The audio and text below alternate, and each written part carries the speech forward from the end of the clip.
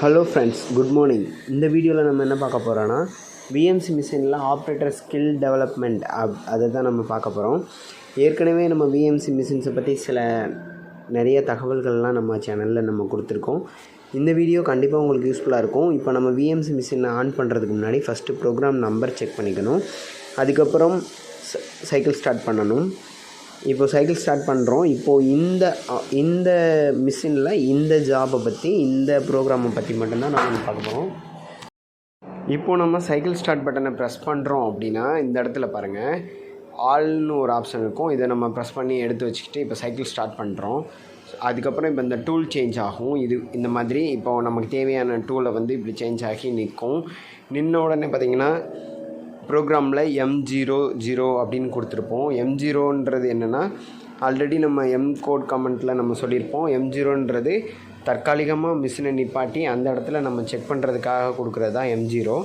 இப்போ M0 இடத்துல பார்த்திங்கன்னா இப்போ அந்த ஆப்ரேட்டர் செக் பண்ணுறாரு, டூலை கரெக்டாக இருக்கா, இன்செட் அந்த ட்ரில்லோ இல்லைனா இன்செட்டோ சிப் ஆஃப் ஆகிருக்கா அப்படின்னு நம்ம செக் பண்ணிக்கிட்டு மறுபடியும் நம்ம டோரை க்ளோஸ் பண்ணிவிட்டு மறுபடியும் நம்ம ஆன் பண்ணும்போது அந்த ப்ரோக்ராம் அப்படியே ரன் ஆகும். M0 கண்டிஷனுக்கும் M01 கண்டிஷனுக்கும் என்ன டிஃப்ரென்ஸ் அப்படின்னு பார்த்தீங்கன்னா, M0ன்னு போட்டிருந்தோம் அப்படின்னா அந்த இடத்துல கண்டிப்பாக மிஷின் நின்றுட்டு தான் போகும். M01ன்னு கொடுத்துருந்தோம் அப்படின்னா அந்த இடத்துல நம்ம ஆப்ஷனல் ஸ்டாப்னு ஒரு பட்டன் இருக்கும். அந்த பட்டனை நம்ம ஆன் பண்ணியிருந்தால் மட்டும்தான் அந்த இடத்துல நிற்கும். அதர்வைஸ் அது ஸ்கிப் ஆகி போயிடும். M0ன்றது கண்டிப்பாக அந்த இடத்துல நின்றுட்டு போகும். M01ங்கிறது ஆப்ஷனல் ஸ்டாப் கண்டிஷனில் மட்டும்தான் நிற்கும். இப்போ இந்த ட்ரில்லு பார்த்திங்கன்னா ஃபஸ்ட்டு உள்ளே போகும்.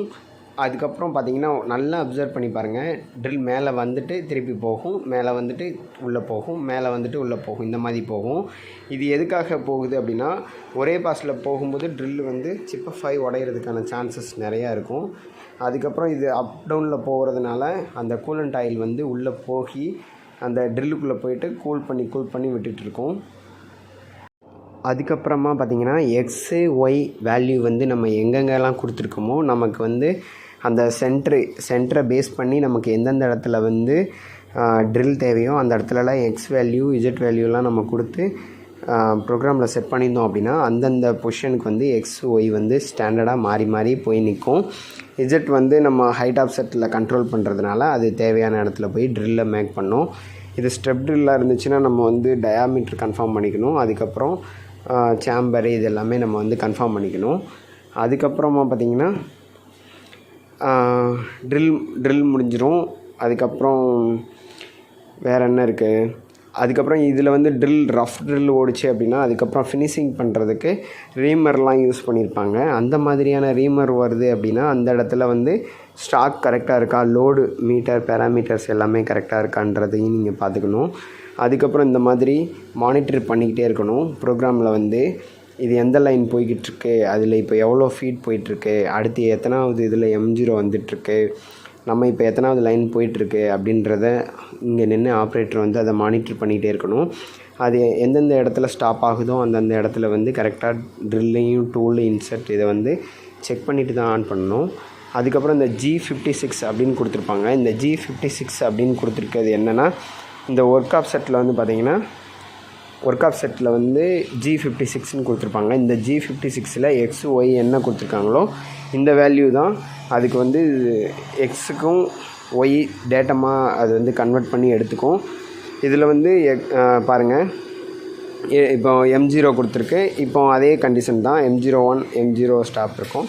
இந்த இடத்துல மறுபடியும் நம்ம பழைய மாதிரி இப்போ இதுக்கு முன்னாடி ட்ரில்லு செக் பண்ணாங்க, இப்போ இன்செர்ட் செக் பண்ணுறாங்க. இன்செர்ட் செக் பண்ணிவிட்டு இன்செர்ட் கண்டிஷன் கரெக்டாக இருக்குன்ற பட்சத்தில் மறுபடியும் நம்ம சைக்கிள் ஸ்டார்ட் பண்ணி விடணும். இந்த ப்ராசஸ் இப்போ இந்த மாதிரி தான் நடக்கும். ஒவ்வொரு மேனுஃபேக்சரிங் டிபார்ட்மெண்ட்டில், அதாவது ஒரு ப்ரொடக்ஷன் டிபார்ட்மெண்ட்டில் இந்த மாதிரி தான் ஒரு ப்ராடக்ட்டுமே தயாராகும். இந்த மிஷின்ஸை பற்றி கண்டிப்பாக நீங்கள் தெரிஞ்சுருப்பீங்க. இதே மாதிரி கண்டினியூஸாக வேறு மிஷின்ஸை பற்றி தெரியணும் அப்படின்னா நம்ம சேனலை சப்ஸ்கிரைப் பண்ணி வச்சுக்கோங்க. இந்த வீடியோவுக்கு அப்படியே ஒரு லைக்கை போட்டு உங்கள் ஃப்ரெண்ட்ஸுங்களுக்கு ஷேர் பண்ணி விட்ருங்க.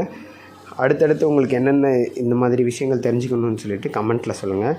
நீங்கள் பண்ணுற ஒவ்வொரு கமெண்ட்டு நீங்கள் பண்ணுற ஒவ்வொரு லைக்கும் பார்த்திங்கன்னா எங்களை இம்ப்ரூவ் பண்ணணும். இன்னும் கொஞ்சம் நாங்களும் டெவலப் ஆகிப்போம். நீங்கள்